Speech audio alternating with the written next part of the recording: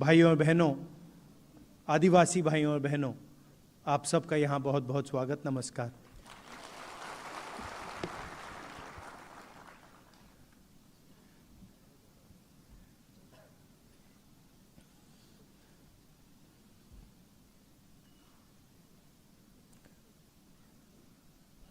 शुरुआत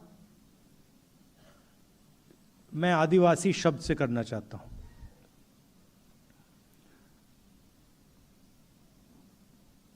आदिवासी शब्द का बहुत गहरा मतलब है। आदिवासी मतलब ओरिजिनल हिंदुस्तान के जो मालिक थे।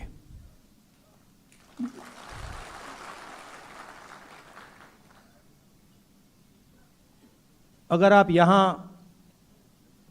1000-2000 साल पहले, 3000-5000 साल पहले आते तो सारी की सारी जमीन आदिवासियों के हाथ में थी। इस बात को कोई डिस्प्यूट नहीं करता, यह सच्चाई है। और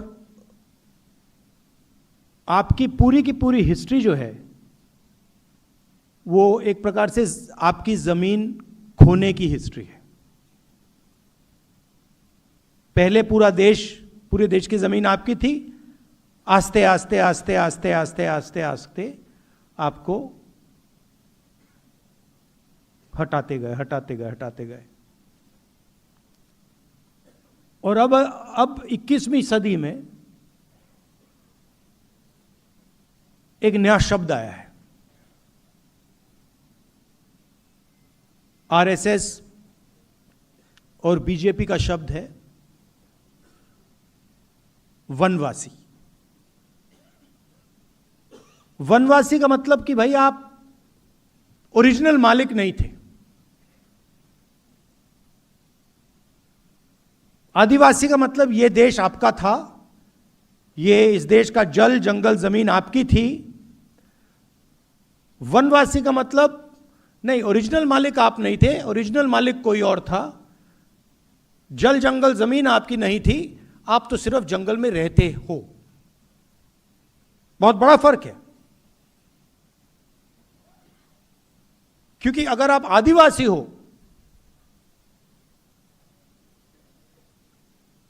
तो फिर इस देश का आप पर कर्ज है। आपकी जमीन ली गई, आपका जल, आपका जंगल, आपकी जमीन वो आपसे छीनी गई। इसका मतलब आप पर कर्ज है। वनवासी मतलब कुछ नहीं। वनवासी मतलब आप तो जंगल में रहते हो भाई, क्या लेना देना। और वनवासी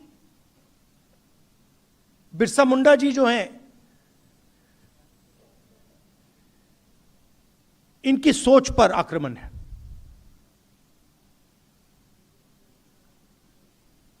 किसी ने कहा कि हम कॉन्स्टिट्यूशन की लड़ाई लड़ रहे हैं। ये देखिए, ये कॉन्स्टिट्यूशन। अब आप में से बहुत लोग सोचेंगे कि देखिए ये जो किताब है ये आज़ादी के बाद लिखी गई है, इसमें हिंदुस्तान के सारे कानून हैं, हिंदुस्तान का जो विजन है इसमें है, हिंदुस्तान के हर नागरिक को एक वोट ये देता है। मगर ये नई किताब नहीं है। इस किताब में हजारों साल पुरानी सोच है।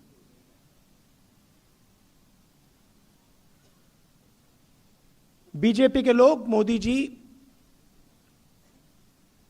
बिरसा मुंडा जी की मूर्ति के सामने हाथ जोड़ते हैं, अंबेडकर जी की मूर्ति के सामने हाथ जोड़ते हैं, फूले जी के मूर्ति के सामने हाथ जोड़ते हैं, गांधी जी की मूर्ति के सामने हाथ जोड़ते हैं। मगर जो बिरसा मुंडा जी ने कहा था, जिस चीज के लिए वो मरे,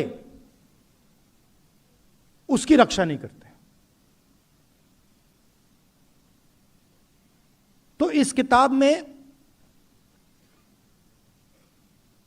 बिरसा मुंडा जी की आवाज है। और जब बीजेपी इस आवाज पर आक्रमण करती है, जब आपको वनवासी कहती है, जब आपकी जमीन छीनती है, आपका जल छीनती है, आपका जंगल अदानी को देती है, तो सिर्फ संविधान पर आक्रमण नहीं कर रहे हैं, वो बिरसा मुंडा जी पर आक्रमण कर रहे हैं।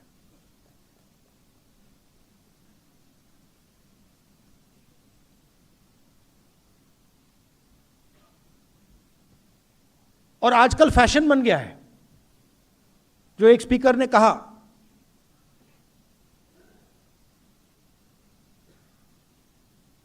देश में जमीन किसकी जाती है?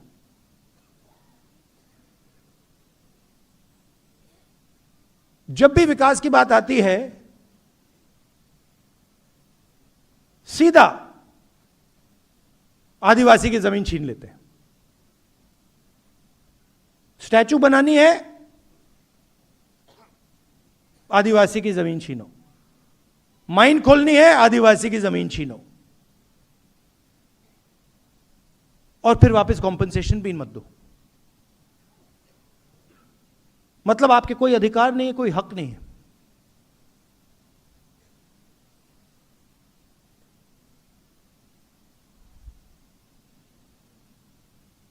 मैं जाति जनगणना की बात करता हूं, और जब मैं जाति जनगणना की बात करता हूं, आरएसएस के लोग, मोदी जी, बीजेपी के लोग मेरे ऊपर आक्रमण करते हैं। मगर जाति जनगणना का क्या मतलब है? पूरा देश जानता है कि इस देश में तकरीबन 9% आदिवासी हैं, 10% आदिवासी हैं। देश जानता है 15% दलित हैं, 50% पिछड़ा वर्ग है, 15% माइनॉरिटी कह लो। आपने प्राइवेटाइजेशन शब्द यूज किया। आपने कहा कि school, college, university, public sector privatise हो जाता है। ये गलत शब्द है। प्राइवेटाइजेशन से लग रहा है कि जब ये प्राइवेटाइजेशन होता है, ये सबको जाता है। इस शब्द से ये लगता है कि भैया प्राइवेटाइजेशन होता है तो आदिवासियों को भी मिलता है, दलितों को भी मिलता है, पिछड़ों को भी मिलता है। नहीं, प्राइवेटाइजेशन का मतलब चुने हुए 5-7% लोगों को मिलता है। पहले पब्लिक सेक्टर हुआ करता था, उसमें रिजर्वेशन था, उसमें आदिवासी युवा जा सकता था, दलित जा सकता था, पिछड़े वर्ग का जा सकता था। अब खोलिए अदानी जी की कंपनी की लिस्ट खोलिए, उनकी सीनियर मैनेजमेंट की लिस्ट खोलिए, दिखा दीजिए मुझे कौन सा आदिवासी बैठा है वहां पे। एक नहीं मिलेगा आपको।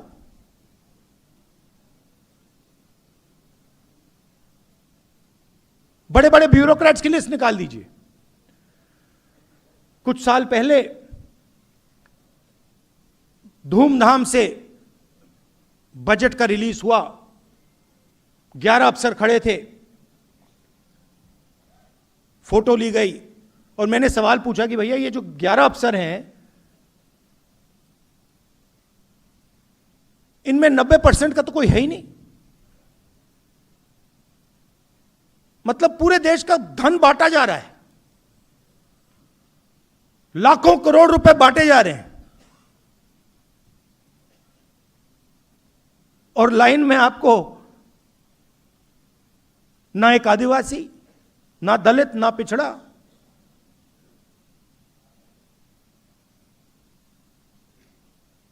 कहीं भी देख लीजिए आप, प्राइवेट अस्पतालों की लिस्ट निकालिए, उनके मालिकों की लिस्ट निकालिए, दिखा दीजिए आदिवासी का कौन सा अस्पताल है।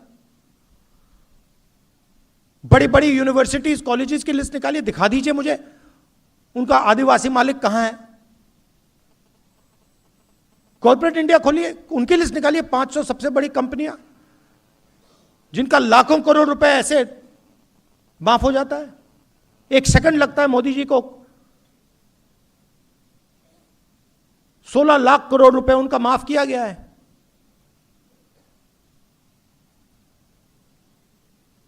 उनकी लिस्ट निकालिए, मालिकों की लिस्ट निकालिए, दिखा दीजिए वहां पे कौन सा पिछड़ा है, दलित, आदिवासी, माइनॉरिटी, कहां कहां है लोग उसमें। तो देश का पूरा धन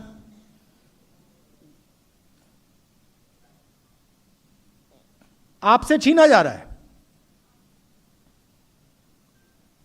आप जीएसटी देते हो ना? देते हो नहीं देते हो? देते हो ना? ये आप कपड़े पहने हैं, इसमें जीएसटी जाती है ना?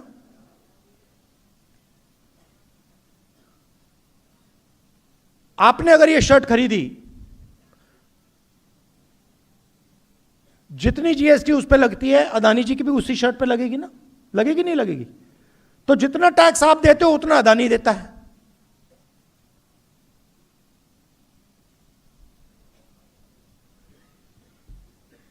उसकी आमदनी देखिए, आपकी आमदनी देखिए।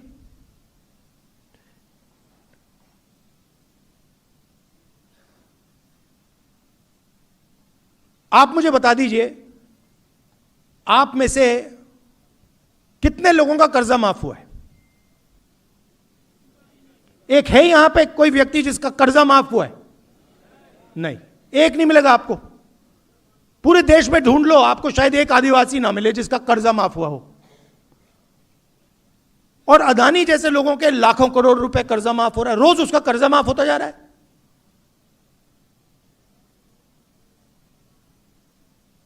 तो जाति जनगणना का मतलब है कि यह पता लगाना, जैसे तेलंगाना में हमने कर दिया है, आदिवासी कितने हैं और देश की संस्थाओं में, ब्यूरोक्रेसी में, कॉर्पोरेट्स में उनकी कितनी हिस्सेदारी है, यह मेन सवाल है। आप 15%, आप 9% हो, दलित 15% हैं, पिछड़ा वर्ग 50% है, कितनी हिस्सेदारी है आपकी? आपको लगता है कि आदिवासियों की देश में 10% हिस्सेदारी है? लगता है आपको? तो लंबे भाषण होते हैं,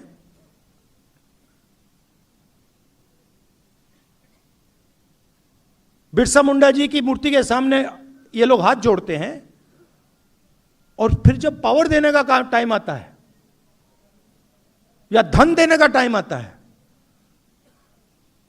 चुप हो जाते हैं। कांग्रेस पार्टी ने मनरेगा किया था। मेरी एक कुछ दिन पहले केरल में डिस्कशन हुआ। एक व्यक्ति मुझसे कहता है कि ये जो आदिवासियों को, दलितों को फ्री में दिया जाता है, ये कब बंद होगा? मैंने उसे जवाब दिया, जिस दिन अदानी अंबानी जैसे लोगों को फ्री में माल मिलना बंद हो जाएगा, उस दिन आदिवासियों का फ्री बंद हो जाएगा। मतलब इनको दिखता भी नहीं है। मनरेगा में व्यक्ति को फ्री में कुछ नहीं मिलता,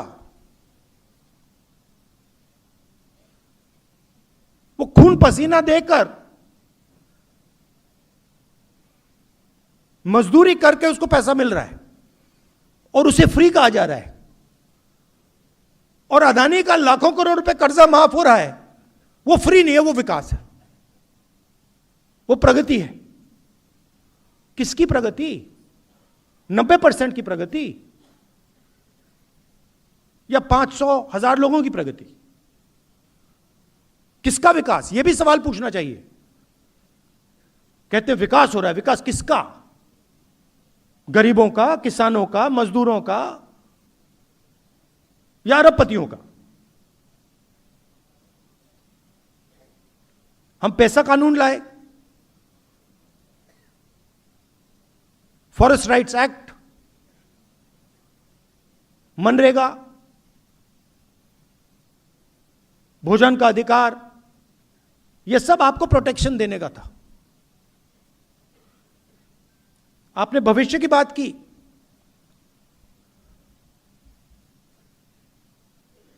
सारे के सारे कॉलेजेस, स्कूल्स, यूनिवर्सिटीज गुजरात में तो सारे बंद कर दिए हैं, स्कूल कॉलेज सब बंद कर दिए हैं, पूरा प्राइवेटाइज कर दिया है। तो इस दुनिया में, इस प्राइवेटाइज दुनिया में आपको शिक्षा कहां से मिलेगी, कैसे मिलेगी? बिना हाई क्वालिटी सरकारी स्कूल, बिना हाई क्वालिटी सरकारी यूनिवर्सिटी, बिना हाई क्वालिटी सरकारी कॉलेजेस आपको शिक्षा नहीं मिल सकती, आपके बच्चों को शिक्षा नहीं मिल सकती।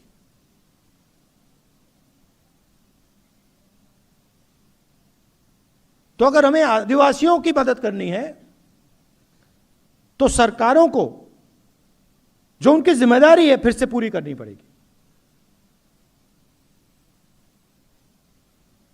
सरकारी अस्पताल, सरकारी कॉलेज, सरकारी यूनिवर्सिटी, सरकारी स्कूल हाई क्वालिटी के, जिसमें आपके बच्चे जाके कम से कम पैसा देकर पढ़ पाए और कॉम्पिटिटिव रहें। मुझे काफी अच्छा लगा कि आप सब मिले और आपने आदिवासी विजन की बात की।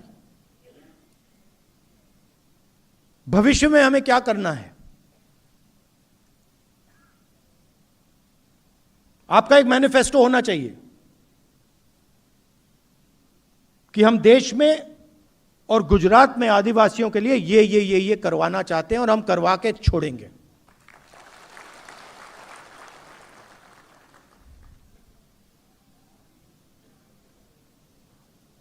और सबसे जरूरी चीज ये संविधान है।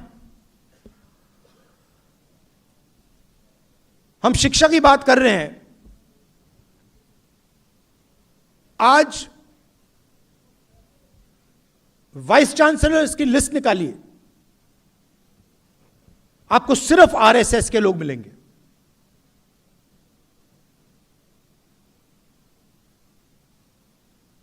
सिर्फ आरएसएस के लोग, उनको कुछ शिक्षा के बारे में कुछ नहीं मालूम,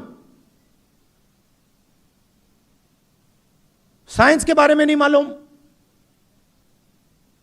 हिस्ट्री के बारे में नहीं मालूम, बस आरएसएस की मेंबरशिप है इसलिए वाइस चांसलर बन रहे हैं। और हिंदुस्तान की सारी संस्थाओं को इन्होंने पकड़ लिया है, घुस गए ये। तो आने वाले समय में आप लोगों को भी इन संस्थाओं को कंट्रोल करना पड़ेगा। जब तक आपके लोग ब्यूरोक्रेसी में, पुलिस में,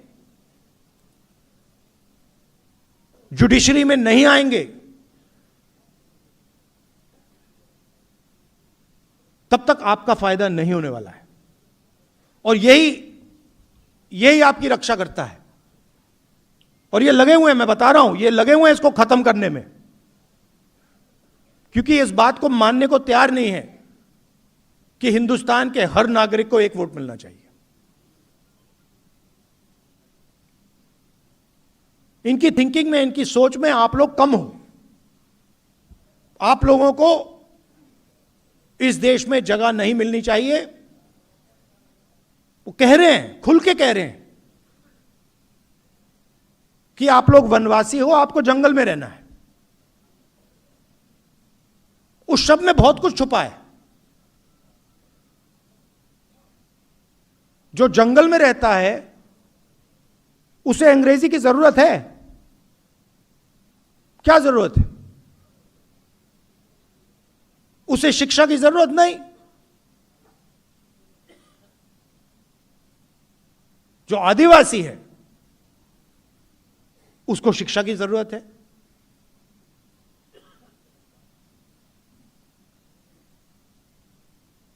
तो इस शब्द में पूरा का पूरा इनकी थिंकिंग छुपी हुई है।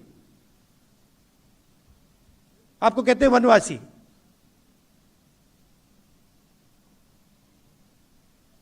हिंदुस्तान में जंगल बढ़ रहा है, कम हो रहा है? घटता जा रहा है ना। तो उस शब्द में लिखा हुआ है कि भैया जहां जंगल है वहां आप लोग रहो, जहां जंगल नहीं है आप लोग जाओ, निकलो वहां से, आपकी तो कोई जगह ही नहीं है। तो आपको वनवासी बना दिया और फिर जंगल को काटने लग गए।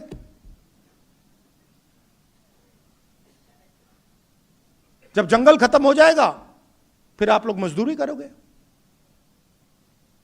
मगर अगर आदिवासी शब्द का प्रयोग किया गया तो फिर सवाल उठता है कि हमारा जंगल है, कैसे काट रहे हो, कैसे ले रहे हो, हमारा जल है, हमारी जमीन है, कैसे ले रहे हो, बिना पंचायत के पूछे कैसे ले रहे हो, धमका के कैसे ले रहे हो। फिर ये सारी बातें शुरू हो जाती। इसीलिए ये चाहते हैं कि आप लोग वनवासी बनो, अपना हक मत मांगो, अपने बच्चों के लिए शिक्षा मत लो। आप लोग या जंगल में रहो और जब जंगल खत्म हो जाएगा फिर मजदूरी करो। ये हम नहीं चाहते। हम चाहते हैं कि इस देश में जितनी जगह दूसरे लोगों को मिलती है उतनी आपको मिले। बेहतरीन कॉलेजेस और यूनिवर्सिटीज में आपके बच्चे पढ़ें। हिंदुस्तान की सबसे बड़ी कंपनियों में आपके लोग काम करें, आपके बच्चे काम करें। जब सीईओज की लिस्ट निकाली जाए उस लिस्ट में आदिवासी नाम दिखे, ऐसा भविष्य हम चाहते हैं। यही लड़ाई। और आप जानते हो जो आपने कहा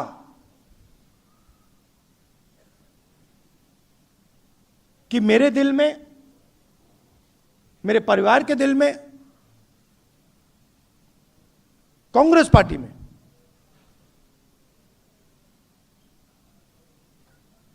आपके लिए बहुत जगह है, प्यार है, मोहब्बत है। आपने मुझसे कहा, अभी कहा कि आदिवासी एरिया में मुझे यात्रा करनी चाहिए। यह अच्छा सुझाव है। इसके बारे में हम सोचेंगे, देखेंगे अगर किया जा सकता है। आप यहां आए, इतने प्यार से आपने मेरी बात सुनी। देश में नफरत फैलाई जा रही है, हिंसा फैलाई जा रही है। आपने देखा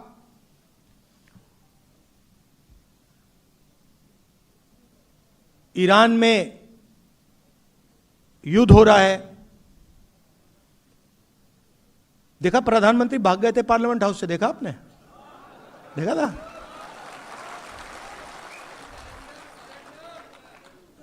सुना है मैंने 25 मिनट का भाषण किया।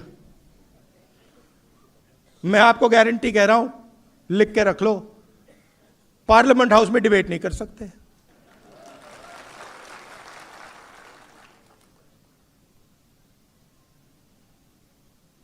कॉम्प्रोमाइज हो गए। आप देखिए अमेरिका के साथ, थोड़ा सा मैं आपको बताता हूं, अमेरिका के साथ इन्होंने डील किया, यूएस डील। उसमें पहली बार हिंदुस्तान के प्रधानमंत्री ने, किसी भी प्रधानमंत्री ने कृषि का सेक्टर खोला। किसी भी प्रधानमंत्री ने आज तक कृषि का सेक्टर नहीं खोला। उसका कारण है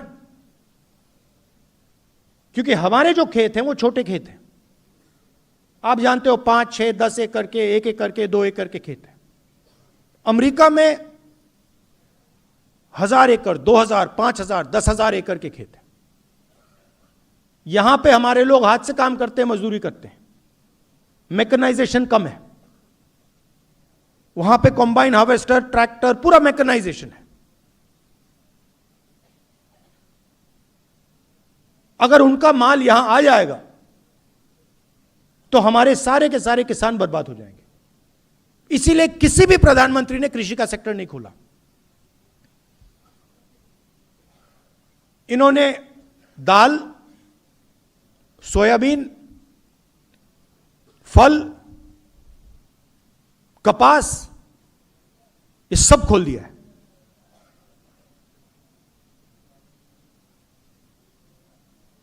4 महीने के लिए नहीं खोलना चाह रहे थे। 4 महीने वो फंसा हुआ था और मैं पूछ रहा था क्यों फंसा है। सरकार के लोग कह रहे थे कि क्योंकि कृषि का सेक्टर नहीं खुलना। हिंदुस्तान का पूरा डेटा जो है, जो इस देश की पूंजी है, आप 21वीं सदी में, 20वीं, पिछली सदी में जो तेल की जगह होती थी, 21वीं सदी में वो डेटा है। जिसके पास डेटा है उसकी प्रगति होने वाली है। पूरा का पूरा हिंदुस्तान का डेटा नरेंद्र मोदी ने अमेरिका को पकड़ा दिया।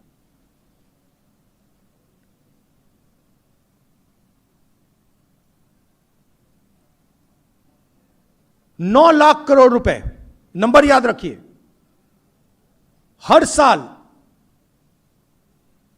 हिंदुस्तान अमेरिका से 9 लाख करोड़ रुपए का माल खरीदेगा। 5 साल के लिए हर साल 9 लाख करोड़ रुपए। आप सोचिए, अगर हम अमेरिकन कंपनी से 9 लाख करोड़ रुपए खरीदेंगे तो हमारी कंपनियों का क्या होगा, हमारी छोटी कंपनियों का क्या होगा, हमारे स्मॉल मीडियम इंडस्ट्री का क्या होगा।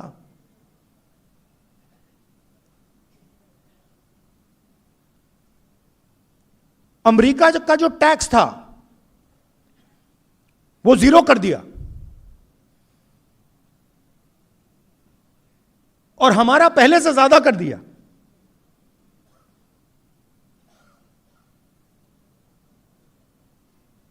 और चौथी और सबसे गंभीर बात, हिंदुस्तान के प्रधानमंत्री ने ट्रंप से कहा कि हम बिना आपसे पूछे तेल और नेचुरल गैस नहीं खरीदेंगे। अगर आप कहोगे कि रूस से नहीं खरीदना है, हम नहीं खरीदेंगे। अगर आप कहोगे ईरान से नहीं खरीदना है, नहीं खरीदेंगे। अगर आप कहोगे इराक से नहीं खरीदना है, वेनेजुएला से नहीं खरीदना है, हम नहीं खरीदेंगे। आप बोलो, जो आप हुक्म करोगे हम पूरा करेंगे। ये 4 चीजें नरेंद्र मोदी ने डोनाल्ड ट्रंप को दी हैं। लिया कुछ नहीं। अमेरिका हमसे माल नहीं खरीदेगा। अमेरिका को पेट्रोल गैस खरीदने से पहले हमसे नहीं पूछना। उनका टैक्स कम हो गया, हमें कुछ नहीं मिला। क्यों? क्योंकि डोनाल्ड ट्रंप ने नरेंद्र मोदी को कंट्रोल कर रखा है। कैसे? एप्स्टीन,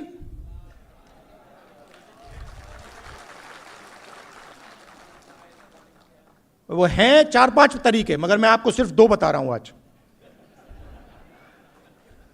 मैं जानता हूं, एक एप्स्टीन और दूसरा अदानी। और अदानी के बारे में थोड़ा सा मैं आपको समझाना चाहता हूं। मोदी जी और बीजेपी का जो पूरा फाइनेंस का स्ट्रक्चर है, यह अदानी है।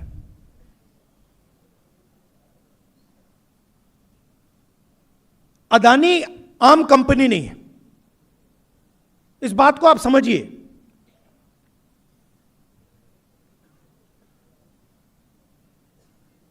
अदानी, बीजेपी, नरेंद्र मोदी, इनका स्ट्रक्चर है, फाइनेंशियल सिस्टम है।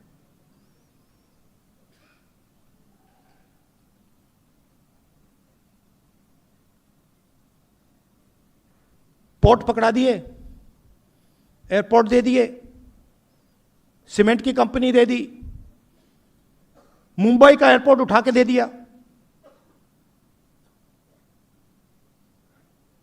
Solar power, wind power, infrastructure, सारा का सारा इस व्यक्ति को दिया। क्या लगता है आपको, यह काम फ्री में हो रहा है क्या? फ्री में हो रहा है? नहीं, फ्री में नहीं हो रहा।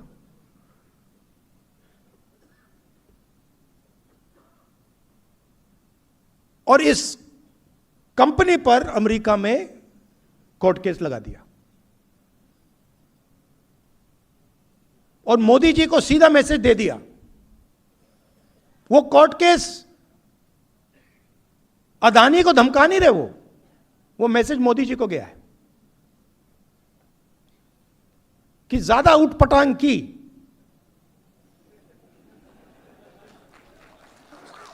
हिंदुस्तान के लोगों के साथ ड्रामा करना कर लो, हमारे साथ ड्रामा किया ना तूने, फिर देखना। पूरा का पूरा रिकॉर्ड उनके हाथ में भाई।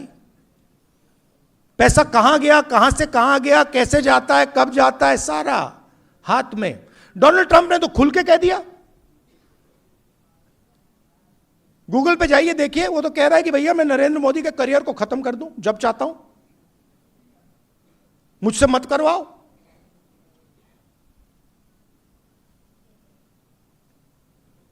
तो कंट्रोल उनके हाथ में है।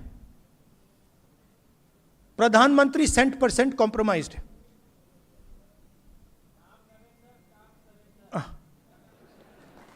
बट नहीं, अब आप बोल रहे हो मगर नुकसान किसका हो रहा है? आपका हो रहा है। आपका भयंकर नुकसान हो रहा है आदिवासियों का।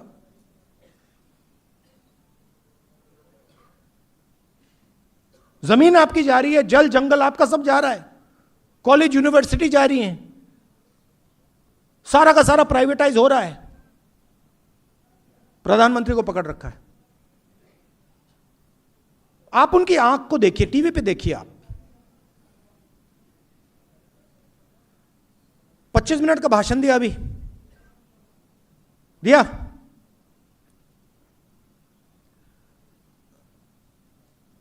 आप बताइए, अमेरिका के खिलाफ कुछ बोला? कुछ बोला? एक शब्द बोला?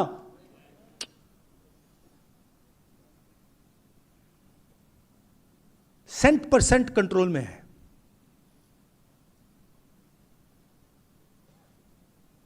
और आप देखते जाओ, जो भी होगा अब वो हिंदुस्तान के फायदे के लिए नहीं होगा, अमेरिका के फायदे के लिए होगा। देख लेना आप, आपको दिखेगा। एक बार बंदा कॉम्प्रोमाइज हो जाता है, आदमी कॉम्प्रोमाइज हो जाता है, फिर बात वहीं खत्म हो जाती है। आप देखना, अब नरेंद्र मोदी जी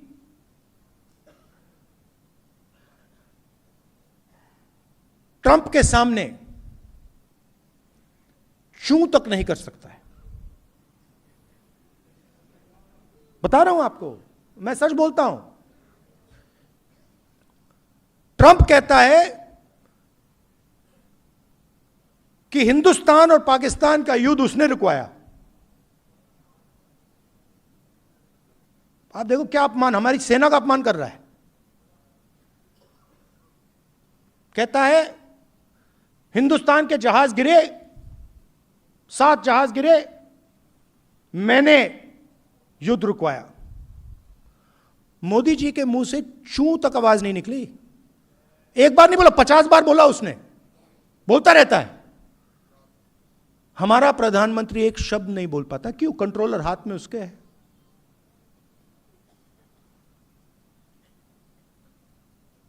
और अंत में जब मोदी जी का कंट्रोल उधर है तो सबसे ज्यादा चोट आपको लगती है, क्योंकि आपका प्रधानमंत्री आपके लिए काम ही नहीं कर रहा है, आपकी रक्षा ही नहीं कर सकता।